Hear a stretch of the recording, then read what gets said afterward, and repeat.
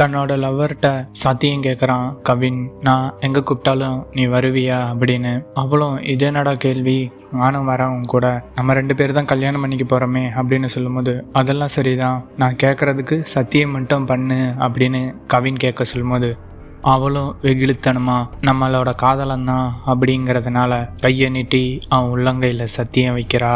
அப்போ அவனோட முகம் மாறுது, சிரிக்கிறான் விகாரமா. டக்குன்னு கவினோட உருவம் வேற வகையில மாற ஆரம்பிக்குது. அது பார்த்தா கவினே இல்லை, அதுதான் ஆத்திரேலியா நிழலறக்கன். டக்குன்னு அவனோட உருவத்தை மாத்திட்டு லதாவோட ஆத்மாவை மட்டும் தனியா பிரிச்சு எடுத்து அவளோட உடம்ப அங்கேயே விட்டுட்டு, இப்போ இந்த நிழலறக்கனான ஆத்திரேலியா அவனோட உலகத்துக்கு லதாவோட ஆத்மாவை இழுத்துட்டு போறான். அங்க லதாவோட ஆத்மா கதறிட்டே அவன் கூட போயிட்டு இருக்க சொல்லும்போது, இங்க கவின் அது எதுவும் தெரியாம அவன் வேலையை பார்த்துட்டு இருக்கான். வாங்க இந்த கதையை என்ன ஏதுன்னு முழுசா கேட்டு தெரிஞ்சுக்கலாம். இது நம்ம ஹாரர் டைம் தமிழ். வாங்க ஃப்ரெண்ட்ஸ், கதைக்குள்ள போகலாம்.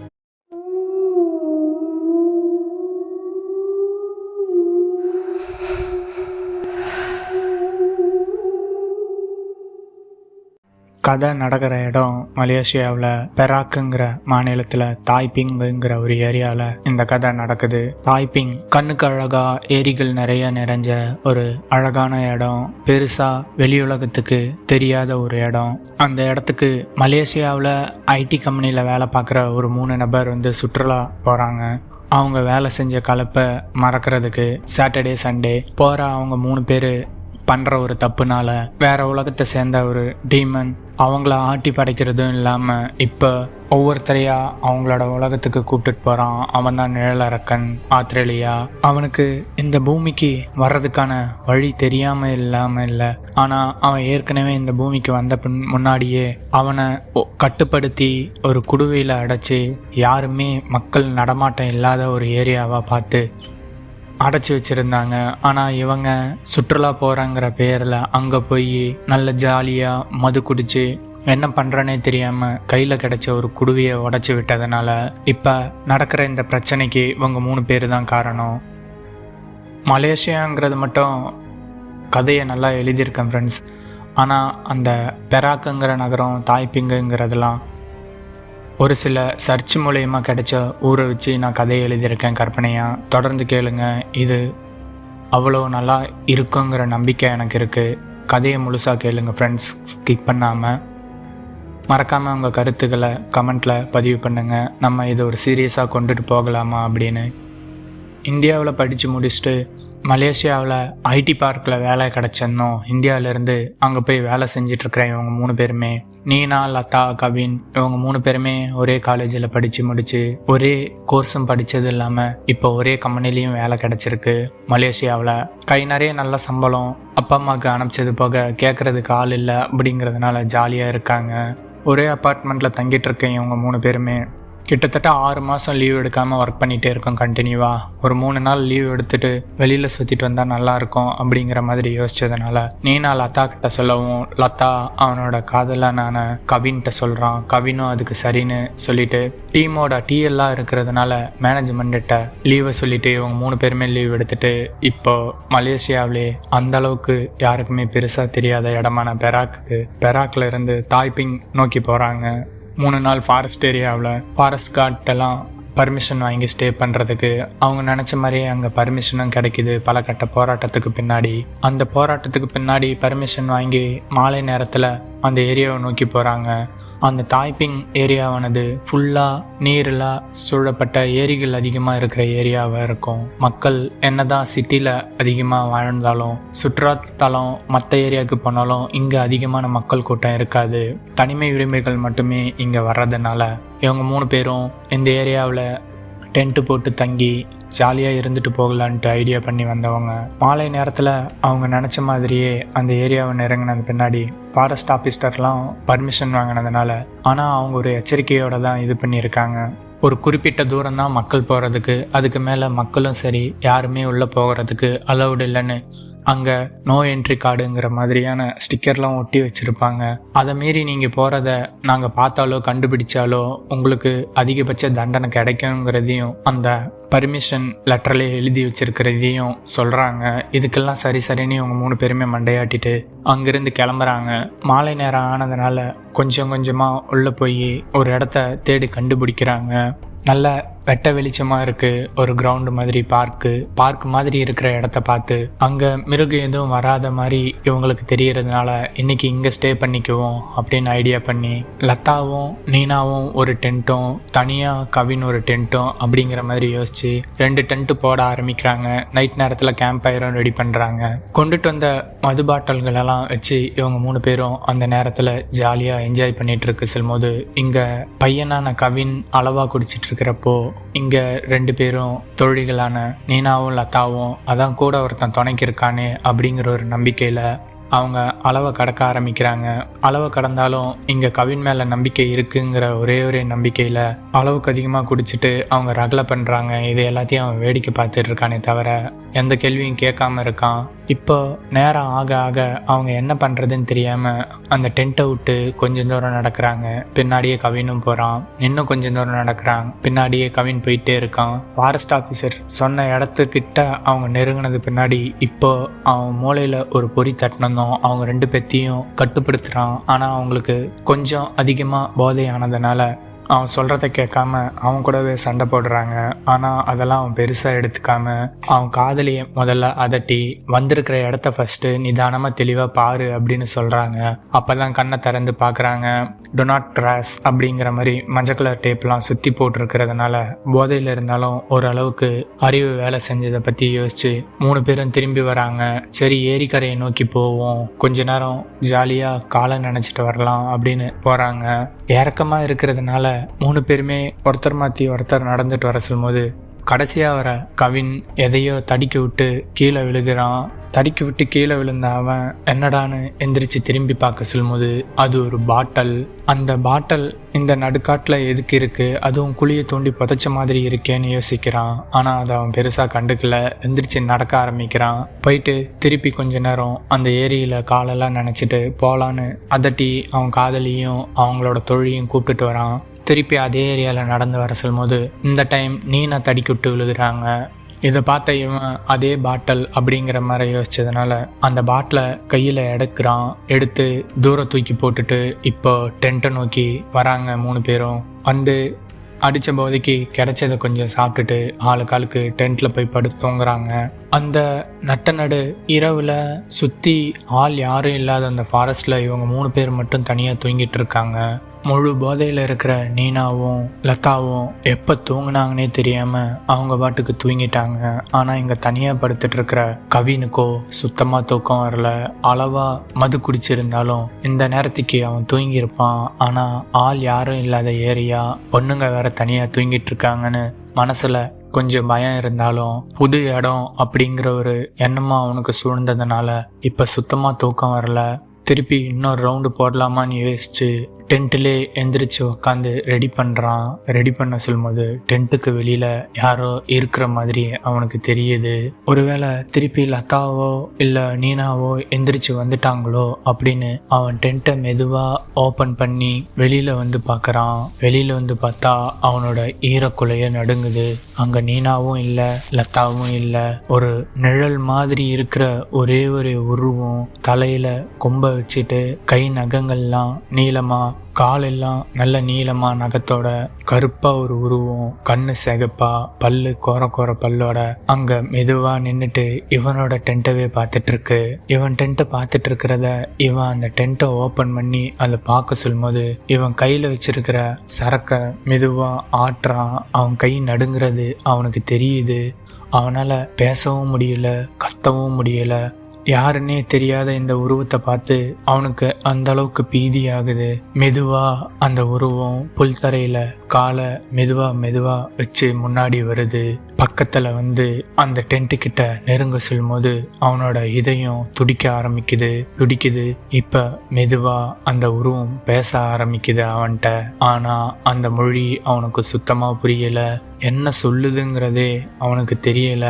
ஆனால் இவனோட பயம் இன்னும் உச்சக்கட்டத்தில் இருக்கிறதுனால அது அவனோட முகத்தை 2 டைம் இந்த சைடு தலையை சாய்ச்சி அந்த சைடு தலையை சாய்ச்சிட்டு அதோட பல்ல காட்டி சிரிச்சிட்டு அந்த இடத்துல அவன் கண்ணு முன்னாடி டக்குன்னு மறைஞ்சு போகுது. இப்போ அவனுக்கு மூச்சு அதிகமாக வாங்குது. எதுவுமே பண்ண முடியாமல் அந்த சரக்கை கீழே போட்டு அவன் டென்ட்டிலேருந்து வெளியில் எந்திரிச்சு வரான். அந்த பயத்தோட வர்ற அவன் அங்கே பொண்ணுங்க தனியாக தூங்கிட்டு இருக்காங்கிறதவே மறந்துட்டு அவங்க டென்ட்டை மெதுவாக ஓப்பன் பண்ணி போய் அவங்கக்கிட்ட நடந்த விஷயத்த சொல்லலான்னு பார்க்க சொல்லும்போது அங்கே அவங்க முழு போதையில் தூங்கிட்டு இருக்காங்க. இவன் பயத்தில் அந்த இரவில் போட்டிருந்த சட்டையே நனையிற அளவுக்கு வேர்த்து விறுவிறுத்து நின்றுருக்கான். ஏன்னா இது நாள் வரைக்கும் அவன் அந்த மாதிரியான ஒரு உருவத்தையோ இந்த மாதிரியான சம்பவத்தையோ அவனுக்கு நடந்ததும் இல்லை, பார்த்ததும் இல்லை. இவனால் வாயை திறந்து கத்தவும் முடியாமல் இருக்கிறதுனால டக்குன்னு அந்த டென்ட்டவே தூக்கிட்டு அவங்க 2 பேர்த்தையும் அந்த நிலைமையில இருந்தும் எழுப்புறான். அப்போ லதா டக்குன்னு எந்திரிச்சு அவனை கோபத்தோட என்னடா எதுக்குடா எழுப்புற அப்படின்னு கேட்குறாங்க. அவன் பயந்துட்டு இருக்கிறத அப்போதான் பார்க்குறாங்க. பார்த்தா அவங்களுக்கு என்ன சொல்கிறதுனே தெரியாமல் என்னடா ஆச்சு எதுக்குடா பயப்படுற அப்படின்னு கேட்க சொல்லும்போது அவனால் பேசவே முடியல. டக்குன்னு அவங்க தோழியான நீனாவை எழுப்புறாங்க. நீனாவும் எரிச்சலோடு எந்திரிச்சாலும் கண்ணை தொடச்சிட்டு அவனோட பயத்தை பார்க்க சொல்லும்போது அவங்க 2 பேர்த்துக்கும் அவன் ஏன் பயப்படுறாங்கிற காரணமே தெரியாமல் அமைதியாக இருக்காங்க. அவனாலையும் எதுவும் சொல்லவும் முடியல. மெதுவாக அவனை தேத்தி உக்கார வச்சு நடந்தது என்னன்னு கேட்க சொல்லும்போது அவன் அந்த டைம் மூச்சை விட்டு ரிலாக்ஸாக நடந்த எல்லாத்தையும் சொல்கிறாங்க. ஆனால் இவன் ஏதோ போதையில் வளர்றான், நம்மளும் தான் போதையில் இருக்கோம், அதிகமாகிருச்சு போல் இவனுக்கு அப்படின்னு நினச்சிட்டு சரிடா காலையில் எதையும் பார்த்துக்கலாம் அப்படின்னு சொல்கிறாங்க. காலையில் பார்த்துக்கலான்னு சொல்லும்போது இவன் பயத்தில் உங்கள் கூடவே தூங்கட்டுமான்னு கேட்குறான். அதுக்கு பொண்ணுங்க 2 பேரும் அவனை பார்த்து நக்கலாக சிரிச்சிட்டு உன் இடத்துக்கே நீ போ அப்படின்னு சொல்லிடுறாங்க. இவனும் பயத்தில் என்ன பண்ணுறதுனே தெரியாமல் டென்ட்டுக்குள்ளே போகாமல் இவங்க 2 பேர் டென்ட்டுக்குள்ளே போய் தூங்குறத அங்கேயே பார்த்துட்டே இருக்கான். திருப்பி அந்த நைட்டில் அவங்க தூங்கின பின்னாடி இங்கே இவன் மட்டும் தனியாக இருக்கான். சுற்றி அந்த காட்டவே வேடிக்கை பார்த்துட்டு சடக்கு போகிற நேரத்தில் அவன் கண்ணு முன்னாடி திருப்பி அதே நிழலிறக்கம் வரான். ஆத்திரேலியா அவனோட உருவத்தை பார்த்த இவன் இப்போ இன்னும் பயப்படுறான். ஆனால் அந்த ஆத்திரேலியா அவன் முன்னாடி வந்து அவன் கையை பிடிக்க சொல்லும் போதே அவனோட ஆத்மாவை மட்டும் உருவிட்டு இவனோட உடம்ப அப்படியே தூக்கிட்டு மேலே பறக்க ஆரம்பிக்குது. இவங்க கண்ணுக்கு தெரியாமல் அவனோட உடம்ப மட்டும் கொண்டுட்டு போய் எங்கேயோ போட்டுட்டு அவனோட ஆத்மாவை அங்கிருந்து தூக்கிட்டு அவனோட உலகத்துக்கு போகிறான். இப்போ கவினோட ஆத்மா அவன் உடம்புல இல்லை, அவன் உடலையும் அந்த ஆத்திரேலியா அவனுக்கு தெரிஞ்ச இடத்துல மறைச்சி வச்சுட்டு கவினோட ஆத்மாவை அவனோட உலகத்துக்கு கூப்பிட்டு போயிட்டான். இங்கே லதாவும் நீனாவும் டென்ட்டில் தூங்கிட்டு இருக்காங்க. விடிய ஆரம்பிக்குது. விடிஞ்ச பின்னாடி சூரியன் வெளிச்சத்தில் அப்போதான் அந்த டென்ட்டுக்குள்ளேயே சூடு கொஞ்சம் பரவுறதுனால மெதுவாக லதா எந்திரிக்கிறாங்க. நேற்றுக்கு நடந்த விஷயத்தெல்லாம் யோசிச்சு பார்க்க சொல்லும்போது நைட்டே பையன் பயந்தானே இப்போ எப்படி இருக்கான் அப்படின்னு பார்க்கலான்னு போக சொல்லும்போது நீனாவை எழுப்புறதுக்கு முன்னாடி முதல்ல போய் அவனை பார்க்கலாம் அப்படின்னு பார்க்க சொல்லும்போது அங்கே டென்ட்டுக்குள்ளே பார்த்தா கவின் நல்லா தூங்கிட்டு இருக்கான். டென்ட்டை ஓப்பன் பண்ணி அவனை எழுப்பி வெளியில் கூப்பிட்டுட்டு வர சொல்லும்போது அந்த சூரிய வெளிச்சத்தில் அவனோட முகம் கொஞ்சம் நல்ல பிரகாசமாக தெரியுது. இதை பார்த்தா இவங்களுக்கு எப்பயும் போல் இல்லாமல் அவன் முகம் இன்னைக்கு நல்லா பிரைட்டாக தெரியுதுரா அப்படின்னு மட்டும் சொல்லிட்டு அவங்ககிட்ட நேற்றுக்கு நடந்தது எல்லாத்தையும் பேச சொல்லும்போது அவன் சிரிச்சுட்டு ஒன்றுமில்லை, எனக்கு தான் ஏதோ அதிகமாகிருச்சு போல், அதான் அவங்கக்கிட்ட ஏதோ வளரி இருக்குன்னு சொல்லி சமாளிச்சுட்டு அவங்க கூடவே அந்த நேரத்தை எல்லாத்தையும் செலவு பண்ணுறான். அவங்க பிளான் பண்ண மாதிரியே அன்னைக்கு ஒரு நாள் போகுது. 2வது நாள் நைட்டே கிளம்பலான்னு கவின் அடம் பிடிச்சதுனால நீனாவும் லதாவும் அரை மனசோட அவங்க கூட போகிறாங்க. திருப்பி அவங்க ஊருக்கே வேலை செய்கிற இடத்துக்கே அவங்க அப்பார்ட்மெண்ட்டுக்கும் போகிறாங்க.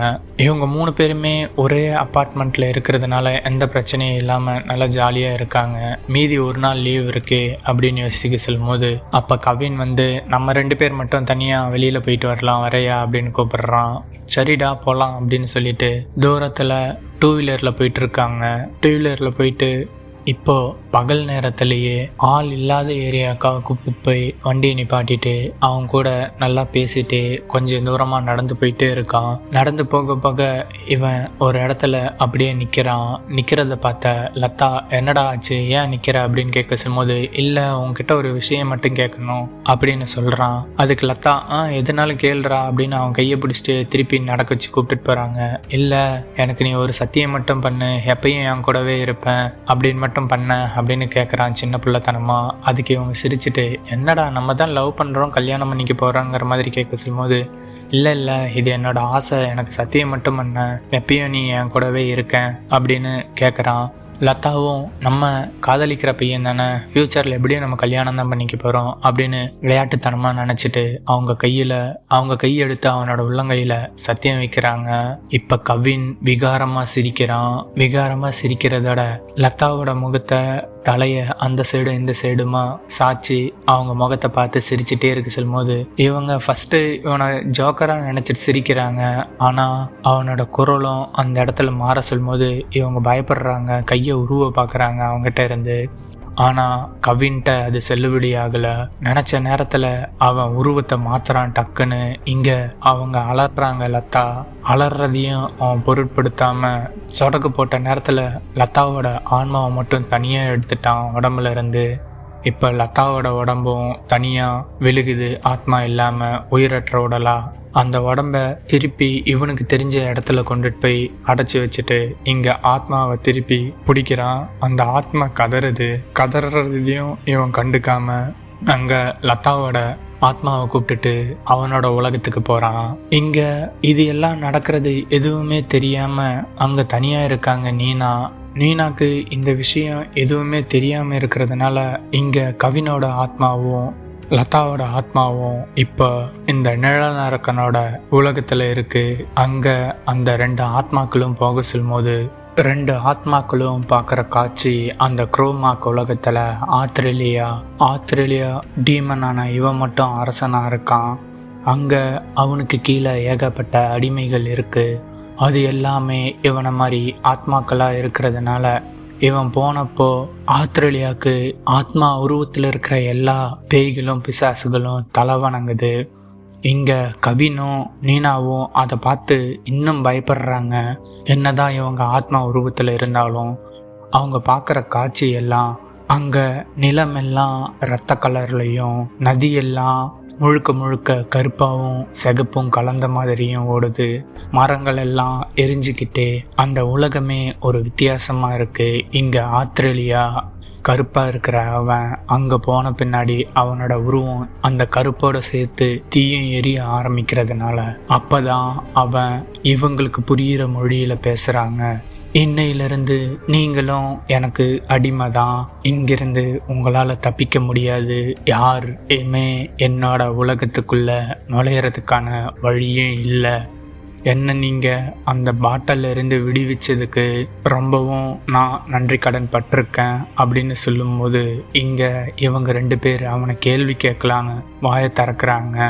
அதுக்கு அந்த ஆஸ்திரேலியா இடமே கொடுக்காம, நான் மனுஷன் இல்லை, நீங்கள் காப்பாற்றினதுக்கு நன்றி கடன் செலுத்துவேன்னு என்கிட்ட எதிர்பார்க்க கூடாது அப்படின்னு சொல்லிட்டு சிரிக்கிறான். இங்க இவங்களுக்கு இப்படி நடக்கிறது தெரியாம நீனா அங்க அவங்க ரூம்ல தூங்கிட்டு இருக்காங்க. அதுக்கு இந்த குரோமார்க்கோட உலகத்துக்கு சேர்ந்த ஆஸ்திரேலியா டீமன் சொல்கிறான், இன்னும் உங்கள் தோழியான ஒருத்தியோட ஆத்மாவை எடுக்கிறதும் இல்லாமல் என்னால் எவ்வளோ முடியுமோ எல்லாரையுமே உங்கள் உலகத்திலிருந்து கூப்பிட்டுட்டு வந்து என் உலகத்துக்கு அடிமையை ஆக்குவேன் அப்படின்னு சபதம் போடுது. இங்கே இந்த குரோமார்க்கு உலகத்தை சேர்ந்த இந்த ஆஸ்திரேலியாவை அழிக்கிறதுக்கு ஆள் இருக்கா இல்லையாங்கிறது தெரியல ஃப்ரெண்ட்ஸ். இந்த கதையை நான் இங்கே இப்போ முடிக்கிறேன். இந்த கதையை ஒரு சீரியஸாக தொடரலாங்கிற எண்ணம் எனக்கு இருக்குது. உங்களுக்கு இந்த கதையை தொடர்ந்து கேட்க விருப்பம் இருக்குன்னு நான் நினைக்கிறேன். உங்களுக்கு விருப்பம் இருந்தால் கண்டிப்பாக நம்ம கமெண்ட் செக்ஷனில் ஒரு கமெண்ட் போடுங்க, சீரியஸாக தொடரலாம் அப்படின்னு. இது நான் உட்காந்து எழுத சொல்லும்போது இந்த இடத்துல தொடரலான்னு டாட் போட்டு நிப்பாட்டி வச்சுருக்கேன். இதுக்கடுத்து நீங்கள் சொல்கிற கருத்துக்களையும் ஆதரவையும் வச்சு அடுத்த பகுதியை உருவாக்கி இன்னொரு வீடியோவாக மேட் பண்ணி அப்லோட் பண்ணுறேன். அது வரைக்கும் உங்களோட லைக் அண்ட் ஷேர் கமெண்ட்டு கண்டிப்பாக நம்ம சேனலுக்கு கொடுங்க. மறக்காமல் இந்த கதைக்கு ஒரு லைக்கும் ஷேரும் கமெண்ட்டும் பண்ணுங்கள். உண்மையான கதைகள் கிடைக்கலங்கிற பட்சத்தில் நானாக திகில் கதைகளை எழுதி உங்களுக்கு சொல்கிறேன் ஃப்ரெண்ட். உங்களுக்கு ஏதாவது உண்மை சம்பவங்களோ திகில் கதைகளோ உண்மை கதைகளோ உங்களுக்கு அல்லது உங்கள் ஃப்ரெண்ட்ஸ் அண்ட் ஃபேமிலிக்கு ஏதாவது நடந்திருந்தால் அதை என் கூட உங்களுக்கு பகிர விருப்பம் இருந்தால் நம்மளோட இன்ஸ்டாகிராம் பேஜோட லிங்க்கை பின் கமெண்ட்லேயோ இல்லைன்னா டிஸ்கிரிப்ஷன்லேயோ கொடுக்குறேன். அந்த லிங்க்கில் போயிட்டு நம்ம பேஜை ஃபாலோ பண்ணி மெசேஜ் பண்ணுங்கள், இல்லைன்னா வாய்ஸ் ஓவர் பண்ணுங்கள். அது மூலயமா ஒரு கதையை ரெடி பண்ணி நம்ம ஆர்ஆர் டைம் தமிழ் சேனலில் அப்லோட் பண்ணலாம். உங்களுக்கு விருப்பம் இருந்ததுன்னா கண்டிப்பாக கதையை ஷேர் பண்ணுங்கள். மீண்டும் வேறொரு கதையில் சந்திக்கலாம். அது வரைக்கும் உங்களிடமிருந்து விடைபெறுவது நான் உங்கள் ஜிகே ஸ்டோரி டெல்லர். மறக்காமல் சேனலை சப்ஸ்கிரைப் பண்ணுங்கள் ஃப்ரெண்ட்ஸ். தேங்க்யூ.